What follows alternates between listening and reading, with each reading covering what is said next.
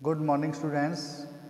बच्चों, आज मैं आपको लर्निंग फॉर असेसमेंट विषय में काइंड्स ऑफ टास्क जो विषय चल रहा था उसमें हमने प्रोजेक्ट मेथड, असाइनमेंट मेथड कर लिया था। इसके बाद आज हम आपको परफॉर्मेंस मेथड्स के बारे में बताएंगे। निष्पादन आधारित क्रियात्मक रूप। बच्चों, ये एक सर्वोत्तम प्रणाली है क्योंकि इसमें शिक्षक और विद्यार्थी एक ही धारा प्रवाह में रहते हैं। शिक्षा वही सही होती है जिसमें शिक्षक और विद्यार्थी आपस में जुड़े हुए हों, शिक्षक और विद्यार्थी दोनों एक दूसरे से संबद्ध होकर कार्य करें। निष्पादन आधारित क्रियात्मक विधि इस तथ्य की ओर हमारा ध्यान दिलाती है कि भाषण विधि में जहाँ अध्यापक केवल बोलता है, वहीं क्रियात्मक विधि में वो वास्तविक रूप से क्रियाएं करता है। निष्पादन क्रियात्मक विधि वो विधि है जिसमें अध्यापक बोलता भी है और कुछ एक्टिविटीज़ करके दिखाता है, कुछ क्रियाएं करता है। जैसे किसी प्रोजेक्ट पर कार्य करता है, कोई अनुसंधान करता है, विद्यार्थियों को कोई प्रयोग करके दिखाता है। ऐसे कार्य प्रयोगशालाओं में अधिक होते हैं, चाहे वो जो केमिकल रिएक्शंस हैं उनके बारे में, या कुछ नया विद्यार्थियों को कोई गैसीय, तरलीय, इस प्रकार के जो कार्य करके दिखाए जाते हैं वो क्रियात्मक रूप से जो परफॉर्मेंस एक्टिविटीज़ के अंतर्गत आते हैं। इस विधि में विद्यार्थी हर चीज़ को सावधानी से देखते हैं, करते हैं, क्योंकि अध्यापक जब करता है तो विद्यार्थियों का उसमें क्रियात्मक सहयोग लिया जाता है। क्योंकि जो भी अध्यापक के द्वारा प्रयोग किए जाते हैं उसके प्रत्येक चरण की अध्यापक ठीक ठीक व्याख्या करता है और विद्यार्थी करके भी सीखते हैं और विद्यार्थी देखकर भी सीखते हैं। क्योंकि truth is that which works, सच्चाई वही है या सच वो है जो साबित हो जाए, जो सही साबित हो। उसी पर आधारित ये क्रिया चलती है। क्योंकि कोई भी समस्या ली जाती है, उस समस्या का समाधान करने के लिए विद्यार्थियों से कुछ प्रयोग करवाए भी जाते हैं या अध्यापक उनको स्वयं करके दिखाता है। तो इस प्रकार के जो निष्कर्ष निकलते हैं उनको कक्षा में विचार किया जाता है। भाषण प्रणाली के विपरीत ये विधि जिसमें विद्यार्थी सक्रिय रूप से भाग लेते हैं, क्योंकि भाषण विधि में अध्यापक स्वयं भाषण करता रहता है, बोलता रहता है, उसमें विद्यार्थियों की जो पार्टिसिपेशन है वो बहुत कम होती है। जबकि परफॉर्मेंस मेथड में विद्यार्थियों की कुछ एक्टिविटीज़ जो लेक्चर मेथड से अधिक बढ़ जाती है। उनको निरीक्षण और तर्क शक्ति का उचित अभ्यास हो जाता है, क्योंकि जिसमें भाषण द्वारा केवल उनको प्रदर्शन करना आदि के जो गुण हैं वो सम्मिलित होते हैं, इसलिए इसे भाषण युक्त क्रियात्मक विधि का नाम भी दिया जाता है। तो बच्चों, परफॉर्मेंस मेथड वो मेथड है जिसमें अध्यापक केवल बोलता ही नहीं बल्कि उसे अपनी कुछ एक्टिविटीज़ के माध्यम से प्रयोग भी करता है, जिससे विद्यार्थियों का ज्ञान स्थायी हो जाता है। प्रत्येक कार्य करने के पीछे कुछ मूल सिद्धांत रखे जाते हैं, क्योंकि विदाउट प्रिंसिपल्स कोई वर्क सही नहीं होता। तो किसी भी कार्य को करने के लिए कुछ मूलभूत सिद्धांतों का प्रतिपादन किया जाता है। तो यहाँ भी परफॉर्मेंस मेथड में भी कुछ सिद्धांतों को रखा गया है जिनका वर्णन हम निम्न प्रकार से करेंगे। सबसे पहले है उचित व्यवस्था, एप्रोप्रिएट अरेंजमेंट, क्योंकि जब तक कोई भी कार्य करने से पहले व्यवस्था नहीं होगी, उसका एक प्रॉपर अरेंजमेंट नहीं होगा, तब तक वो कार्य सफल नहीं माना जाता। इसलिए क्रियात्मक जो विधि है, इसके अंतर्गत भी एक उचित व्यवस्था बनानी होती है। उचित व्यवस्था से भाव कि जहाँ अध्यापक खड़ा है वहाँ पर विद्यार्थियों को पूरा दिख रहा है, या विद्यार्थियों की नज़र से कोई भी जो प्रोजेक्ट है वो ओझल ना हो, विद्यार्थी उसे सही तरीके से देख पाएँ। इस व्यवस्था के लिए या तो अध्यापक मेज़ पर ही अपना पूरा प्रोजेक्ट डिस्प्ले करता है और बोर्ड पर उसको डिफाइन कर सकता है, तो उसके पास ये सारी उपलब्धता होनी चाहिए। लेकिन यदि ऐसा नहीं है तो दर्पण की सहायता ली जा सकती है। एक ऐसे एंगल पर दर्पण को सेट किया जाता है जिससे सभी विद्यार्थी एक एक चीज़ को बारीकी से देख सकें। जितने भी रिएक्शंस होते हैं, जो गैस उठती है, उन सब का जो विद्यार्थी है वो निरीक्षण कर सकें, देख सकें। अनुशासित यदि कक्षा है तो विद्यार्थियों को मेज़ के चारों तरफ खड़ा भी किया जा सकता है। विद्यार्थियों को मेज़ के पास स्टूल बेंच देकर बिठाया भी जा सकता है, जिससे वो पूरी एक्टिविटीज़ को, पूरे प्रयोग को देख सकें।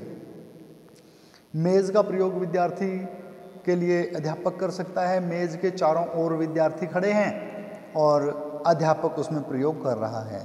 ब्लैक बोर्ड की व्यवस्था भी बिल्कुल मेज़ के पीछे होनी चाहिए, जिससे भी विद्यार्थियों को जो प्रयोग किए हैं उनका थ्योरिकली पार्ट विद्यार्थियों को अच्छे से ब्लैक बोर्ड पर समझाया जा सके, एक अध्यापक के द्वारा बताया जा सके। तो उचित व्यवस्था करना भी एक अध्यापक की जिम्मेवारी है, और ये जो परफॉर्मेंस मेथड है इसका फर्स्ट स्टेप है, क्योंकि जब तक व्यवस्था नहीं होगी तब तक कार्य सफल नहीं हो पाएगा। दूसरा पॉइंट है सफिशिएंट लाइट, पर्याप्त प्रकाश, क्योंकि जब तक पर्याप्त प्रकाश नहीं होगा, जब तक उचित प्रकाश नहीं होगा, क्योंकि प्रदर्शन मेज पर उचित प्रकाश की व्यवस्था का होना आवश्यक है। उसकी पृष्ठभूमि को ध्यान में रखना चाहिए, क्योंकि आवश्यकता पड़ने पर अतिरिक्त लाइट की व्यवस्था भी की जा सकती है, जिसमें उचित पृष्ठभूमि का होना महत्वपूर्ण है। श्यामपट्ट के आगे काली चीज़ें नहीं दिखाई देनी चाहिए, क्योंकि यदि प्रकाश सही नहीं होगा तो विद्यार्थी उसको सही तरीके से नहीं देख पाएंगे। नंबर 3 है एक्टिविटी इक्विपमेंट्स, क्रियात्मक उपकरण। क्रियात्मक उपकरणों की उपलब्धता होनी चाहिए। अध्यापक के पास पूरे क्रियात्मक उपकरण होने चाहिए, क्योंकि यदि उसके पास पूरी सामग्री नहीं होगी तो उसका कार्य अधूरा रह जाएगा। उपकरणों का क्रम, अरेंजमेंट ऑफ इक्विपमेंट्स। अध्यापक को एक व्यवस्था के मुताबिक कि किस इक्विपमेंट्स की ज़रूरत है, किस उपकरण की आवश्यकता है, उसके अनुसार ही उसको रखा जाना चाहिए। जिस भी उपकरण की आवश्यकता है उसे बाईं ओर, जब उसका प्रयोग हो जाता है तो उसे दाईं ओर, इस प्रकार की व्यवस्था भी रखी जानी चाहिए। और नीट एंड क्लीन जो भी टेबल है, जो मेज़ है जिस पर प्रयोग किया जाना है, वो होनी चाहिए। उस पर फालतू का सामान ना हो, क्योंकि यदि उस पर अस्त व्यस्त हुआ सामान पड़ा है तो विद्यार्थी उसमें उलझ जाते हैं, विद्यार्थियों का ध्यान भटक जाता है और जो जरूरी तथ्य हैं, जरूरी प्रयोग है, वो रहने की संभावनाएं बढ़ जाती हैं। नंबर 5 है अध्यापक की तैयारी, प्रिपरेशन ऑफ टीचर। अध्यापक कक्षा में आने से पहले उसकी पूरी तैयारी होनी चाहिए। उसे पहले अपना प्रयोग कर लेना चाहिए। उसे प्रयोग के बारे में प्रॉपर जानकारी होनी चाहिए कि वो प्रयोग होगा कैसे। उसे प्रयोग पहले करके देखना चाहिए, क्योंकि यदि वो पहले से उसने प्रयोग की जानकारी नहीं ली है और वो तैयारी करके नहीं आया है, उसे यही नहीं पता कि उस समय किन किन चीज़ों की आवश्यकता पड़ेगी, क्योंकि यदि आवश्यक वस्तुएं अध्यापक के पास नहीं होंगी तो वो अच्छे तरीके से प्रयोग नहीं कर पाएगा, अच्छे तरीके से एक्टिविटीज़ नहीं कर पाएगा। अध्यापक की सावधानी, इसमें अध्यापक को बड़े सावधान होकर ये रखना चाहिए कि किन किन उपकरणों की आवश्यकता है, अध्यापक द्वारा बताई गई बात को कितना विद्यार्थी सीख रहे हैं, कितना एक अध्यापक अपने विषय के प्रति जागरूक है, उसे आवश्यक सभी सावधानियों का प्रयोग करना चाहिए कि किसी भी रिएक्शन से कोई नेगेटिव इफेक्ट ना हो, विद्यार्थियों की जो एनर्जी है वो नेगेटिविटी की तरफ ना जाए बल्कि पॉजिटिव रहे। साधारण वस्तुओं का प्रयोग, अध्यापक को चाहिए कि वो कॉमन सी चीज़ों का प्रयोग करे, क्योंकि असाधारण वस्तुएं जिनकी उपलब्धता विद्यार्थी के पास ना हो उससे भी विद्यार्थी क्रियात्मक जो निष्पादन कार्य है वो नहीं कर पाएंगे, क्योंकि जो हमारा परफॉर्मेंस मेथड है वो तभी सफल होगा जब हम अच्छे जो सामान्य या आसानी से उपलब्ध होने वाली वस्तुओं के बारे में प्रयोग करते हैं। प्रयोगों पर आधारित वस्तुएं हों, क्योंकि क्रियात्मक रूप से प्रयोगों से संबंधित होने चाहिए जो विद्यार्थी का अपनी कक्षाओं में प्राप्त होते हैं। विद्यार्थी सहयोगी, स्टूडेंट में आपस में कोऑपरेशन होना चाहिए, क्योंकि अध्यापक कक्षा में विद्यार्थियों को व्यक्तिगत रूप से बुलाकर उनसे क्रियात्मक कार्य में सहयोग लेता है, विद्यार्थियों से किसी माप यंत्र की गणना करवा सकता है, विद्यार्थियों से कोई रीडिंग नोट करवा सकता है और अध्यापक विद्यार्थियों से किसी भी प्रयोग में सहयोग ले सकता है। रुचि उत्पन्न करना, क्योंकि बिना मोटिवेशन के कोई कार्य नहीं होता, जब तक इंटरेस्ट नहीं होगा तब तक कार्य नहीं होता। तो अध्यापक को पहले से चाहिए कि किसी भी प्रयोग को करने से पहले विद्यार्थियों में उसके प्रति इंटरेस्ट को क्रिएट किया जा सके, इंटरेस्ट को जागृत किया जा सके, क्योंकि जब तक विद्यार्थियों को कुछ भी प्रयोग करने में इंटरेस्ट नहीं होगा, उनकी इच्छा नहीं होगी, रुचि नहीं होगी, तब तक वो उस प्रयोग को सही तरीके से नहीं कर पाएंगे, क्योंकि मोटिवेशन और इंटरेस्ट दो चीज़ें ऐसी हैं जिससे कठिन से कठिन कार्य को भी सरल किया जा सकता है, संभव बनाया जा सकता है। यदि मोटिवेशन नहीं होगा कि हमारे ये जीवन में काम क्या आएगा, यदि विद्यार्थियों को इसके बारे में जानकारी नहीं होगी तो विद्यार्थी इंटरेस्ट नहीं ले पाएंगे।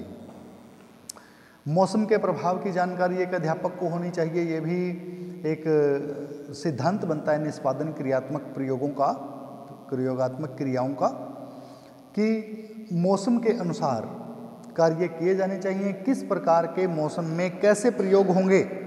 जैसे जो घर्षण और विद्युत घर्षण जैसे प्रयोग हैं वो बरसात के मौसम में नहीं किए जाने चाहिए, या इस प्रकार के जो बर्फ़ आदि से या सफ़ेद फास्फोरस को ठंडे मौसम में सुरक्षित तरीके से प्रयोग किया जा सकता है। यानी कहने का भाव है कि मौसम के इफ़ेक्ट ऑफ सीज़न को ध्यान में रखते हुए भी अध्यापक को ऐसे प्रयोग करने चाहिए जो मौसम के अनुकूलित हों। शिक्षण सहायक सामग्री यानी यूज ऑफ टीचिंग एड्स। शिक्षण सहायक सामग्री बड़ी लाभकारी होती है किसी भी कार्य को सीखने सिखाने में, क्योंकि क्रियात्मक प्रयोगों के शिक्षण में सहायक सामग्री का प्रयोग करना, जिसमें चार्ट है, कोई मानचित्र है, ब्लैक बोर्ड है या अन्य कोई रेखा चित्र हैं, मॉडल हैं, फिल्म की रीलें हैं, इस प्रकार के जो शिक्षण सहायक सामग्री का प्रयोग भी किया जाना चाहिए, तभी जो परफॉर्मेंस एक्टिविटी मेथड है वो सही साबित होता है, सफल होता है। श्यामपट्ट प्रयोग, use of black board. Black board का यूज़ भी अध्यापक को अपनी जितना वो प्रैक्टिकल करवाता है, जितना वो प्रयोग करवा के दिखाता है, उसका जो थ्योरिकली पार्ट है उसको समझाने में भी ब्लैक बोर्ड हमेशा अध्यापक की मदद करता है। और ब्लैक बोर्ड अध्यापक के बिल्कुल पास होना चाहिए।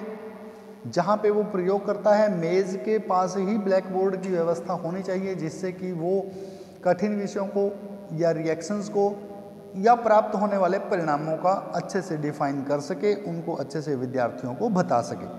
क्योंकि ब्लैक बोर्ड पर संक्षिप्त रूप से लिखा जा सकता है और उसे आवश्यक रेखा आकृतियाँ भी ब्लैक बोर्ड पर बनाई जा सकती हैं। रिएक्शंस कैसे हुए, किस प्रकार हुए, ये कार्य भी ब्लैक बोर्ड पर किया जा सकता है। तो बच्चों, ये कुछ सिद्धांत थे जिन सिद्धांतों को अपनाकर जो परफॉर्मेंस एक्टिविटी मेथड है इसको सफल बनाया जा सकता है। ये आवश्यक बातें हैं जो ध्यान में रखी जानी चाहिए।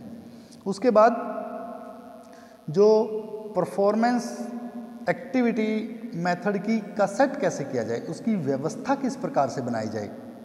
व्यवस्था बनाते समय योजना और तैयारी होनी चाहिए। योजना और तैयारी के अंतर्गत विषय वस्तु की योजना है, पाठ के संकेत हैं, आवश्यक उपकरणों की सूची है, या फिर उपकरणों का प्रबंध है, या फिर प्रयोगों की पुनरावृत्ति है। इस प्रकार से जो संबंधित कार्य जितने भी हैं उनकी पूर्व योजना होनी चाहिए, क्योंकि पहले से योजना के बिना कोई भी कार्य सफल नहीं होता। योजना यानी तैयारी हर कार्य के लिए आवश्यक है। एक अध्यापक को कक्ष में पहुंचने से पहले इस बात का पता हो कि आज मुझे क्या करना है, उससे संबंधित जो हथियार हैं, उससे संबंधित जो मेरे पास शिक्षण सामग्री है वो उपलब्ध है या नहीं है, इस बात को ही हम तैयारी कहते हैं। और परफॉर्मेंस एक्टिविटी मेथड में तैयारी का बहुत अधिक महत्व है, क्योंकि जब तक तैयारी नहीं होगी तब तक वो कार्य सफल नहीं हो पाएगा। पाठ का प्रस्तुतिकरण अपने आप में एक बहुत महत्वपूर्ण कार्य है, क्योंकि यदि पाठ का प्रस्तुतिकरण नहीं होगा तो कोई भी कार्य सफल नहीं हो पाएगा। प्रस्तुतिकरण के अंतर्गत जो शिक्षण का व्यापक क्षेत्र है या जितने भी हमारे पास डिलीवर हमें जो कुछ करना है, किस प्रकार से प्रयोग करने हैं, किस प्रकार से हमें विद्यार्थियों को समझाना है, किस प्रकार से उदाहरणों को देना है, किस प्रकार से विषय सामग्री का प्रस्तुतिकरण करना है, किस प्रकार से विद्यार्थियों से प्रश्न पूछने हैं, कैसे अध्यापक का उच्चारण कैसा होगा, अध्यापक की शब्दावली कैसी होगी। उसके बाद प्रयोगों का निष्पादन कैसे होगा, यानी परफॉर्मेंस ऑफ द एक्सपेरिमेंट्स। इसके अंतर्गत उसके स्पष्ट परिणाम क्या निकले, सरल प्रयोग है नहीं है, उचित समय का प्रयोग हुआ नहीं हुआ, प्रयोग इफेक्टिव है नहीं है, या किसी जो फालतू के उपकरण हैं, जो एक्स्ट्रा के इक्विपमेंट्स हैं, वो हमारी टेबल पर ऐसे ही तो नहीं पड़े, क्योंकि इससे भी विद्यार्थियों का जो ध्यान है वो भटकता है। और उपकरणों को सही क्रम में रखा गया है या नहीं, क्योंकि कई बार ऐसा होता है यदि हम अव्यवस्था से कार्य करेंगे, एक टेबल है जिस पर हमें प्रयोग करना है, उस प्रयोग में जितने हमारे ज़रूरत के जो क्रम से जो नलियाँ प्रयोग होनी हैं, क्रम से जो इक्विपमेंट्स प्रयोग होने हैं, ऐसा तो नहीं है कि जो सबसे पहले प्रयोग होगा वो सारे इक्विपमेंट्स के नीचे दबा पड़ा है, क्योंकि यदि वो सबसे नीचे होगा तो फिर हम ऊपर वालों को हटाते रहेंगे तो उनमें सामान के टूटने फूटने की संभावनाएं बढ़ जाती हैं, उसमें विद्यार्थी कन्फ्यूज हो सकते हैं, समय ज़्यादा लगेगा। तो इसलिए जो फालतू के उपकरण हैं वो नहीं रखने चाहिए, उपकरणों को सही क्रम से रखना चाहिए, और जिससे समय की बचत होगी, जिससे उचित समय का प्रयोग होगा। उसके बाद है श्यामपट्ट कार्य। हम सब प्रस्तुतिकरण के पॉइंट्स कर रहे हैं कि किस प्रकार से इनका प्रस्तुतिकरण किया जाए।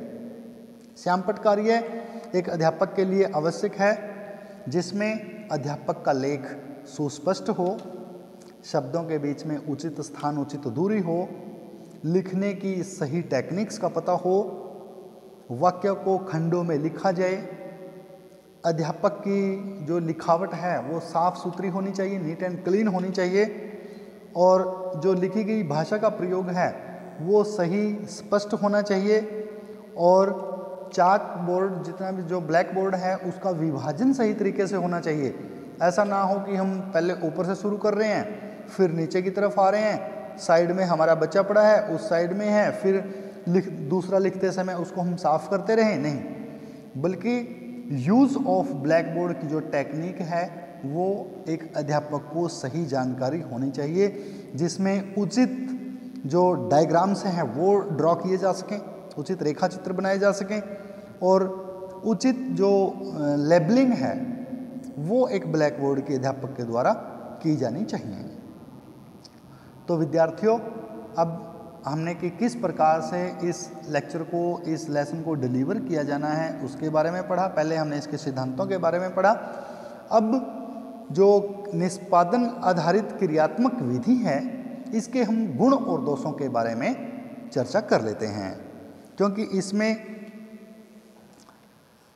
विद्यार्थियों के सबसे पहले हम गुणों की बात करते हैं, क्योंकि इसमें ये एक मनोवैज्ञानिक विधि है। मनोवैज्ञानिक विधि इसलिए इसको कहा जाता है क्योंकि ये विद्यार्थियों को किसी बात की कल्पना करने पर जोर नहीं देती, बल्कि विद्यार्थियों को वास्तविकता से जोड़ती है। इसमें जो कीमती उपकरण हैं वो बड़े लचकदार होने चाहिए, जो जैसे 14 बैरोमीटर्स जैसे प्रयोग हैं या विद्युत डायनमो जैसा जो कार्य है, यानी उनका प्रयोग किया जाता है। खतरनाक प्रयोगों में उपयोगी होते हैं, क्योंकि कक्ष में ऐसा तो नहीं है ना विद्यार्थी की बाद में कुछ इस प्रकार के कार्य कर जाए जिससे विद्यार्थियों को कोई डेंजरस एक्सपेरिमेंट करना पड़े, वो अध्यापक की देखरेख में ही होगा। अध्यापक की देखरेख के बिना विद्यार्थी नहीं करेंगे। इसका एक ये भी हमें फ़ायदा रहता है। ये कम खर्चीली है, इसमें समय की बचत होती है, क्रियाओं पर आधारित है और ये प्रत्येक के लिए उपयोगी है। चाहे कोई विद्यार्थी मंद बुद्धि है, तीव्र बुद्धि है या मध्यम बुद्धि बालक है, सब के लिए इस प्रकार के जो एक्सपेरिमेंटल कार्य हैं वो सही साबित होते हैं, सबके लिए ठीक रहते हैं, सबको समझ में आ जाते हैं, क्योंकि ऐसे कार्य सभी विद्यार्थियों के लिए समान रूप से एक सी गति से शिक्षा प्राप्त करवाने वाले होते हैं। अब बच्चों, हम इसके लिमिटेशंस के बारे में बात करते हैं, दोष के बारे में बात करते हैं। इसमें कार्य द्वारा लिखने का जो कार्य है उसमें अध्यापक और विद्यार्थी निष्क्रिय से हो जाते हैं। एक तो इसकी ये हमारे लिए दोष हैं, क्योंकि जो लिखने का कार्य है उसे हम सीखने में एक बेसिक सा स्थान देते हैं, जबकि प्रयोगात्मक मेथड में ये कार्य बड़ा ढीला पड़ जाता है या नाम मात्र का रह जाता है। प्रत्यक्ष अनुभवों के विपरीत है, क्योंकि इसमें अध्यापक करता रहता है, विद्यार्थी देखते रहते हैं, विद्यार्थियों को करने के बहुत कम अवसर प्रदान होते हैं। विद्यार्थी केंद्रित नहीं है, क्योंकि यह विद्यार्थी केंद्रित विधि नहीं है। इस प्रक्रिया में विद्यार्थी सक्रिय रूप से भाग नहीं ले सकते। प्रयोग करने का अंतिम उत्तरदायित्व अध्यापक पर ही होता है, वो जैसे चाहे उसे संपन्न करता है, इसलिए उसे कुछ सीमा तक ये प्रभुत्व अधिकार संपन्न विधि माना जाता है। विकास में बाधक है, क्योंकि इसमें प्रयोगशाला में ही विद्यार्थी यानी प्रयोगशाला संबंधी उचित कौशल का विकास नहीं होता। वैज्ञानिक दृष्टिकोण के विपरीत है, इसके द्वारा अत्यंत आवश्यक वैज्ञानिक दृष्टिकोण का निर्माण नहीं होता और न ही इसमें वैज्ञानिक विधि का प्रशिक्षण मिलता है। व्यक्तिगत भिन्नता का अभाव रहता है, क्योंकि इसमें प्रयोग सभी बच्चों के लिए समान रूप से करवाया जाता है, तो व्यक्तिगत भिन्नता भी इसमें अध्यापक नहीं कर सकता, क्योंकि एक प्रयोग विद्यार्थी के लिए जब अध्यापक करता है तो वो सभी विद्यार्थियों को समान टेक्निक से समझाता है, समान टेक्निक से प्रयोग करके दिखाता है। जो अलग अलग बुद्धि के जो बालक हैं उनके लिए सबके लिए समान हो जाता है, उनमें कहीं भी भिन्नता नहीं रहती। तो ठीक है बच्चों, आज हमने परफॉर्मेंस मेथड के बारे में बात की है, जिसमें परफॉर्मेंस मेथड क्या है, इसके सिद्धांत, इसके प्रस्तुतिकरण, इसकी जो हम एक डिलीवरी और उसके बाद इसके मेरिट्स एंड डीमेरिट्स दोनों के बारे में हमने बात की है। तो विद्यार्थियों, आज के लिए इतना ही। कल हम किसी दूसरे टॉपिक पर चर्चा करेंगे। धन्यवाद।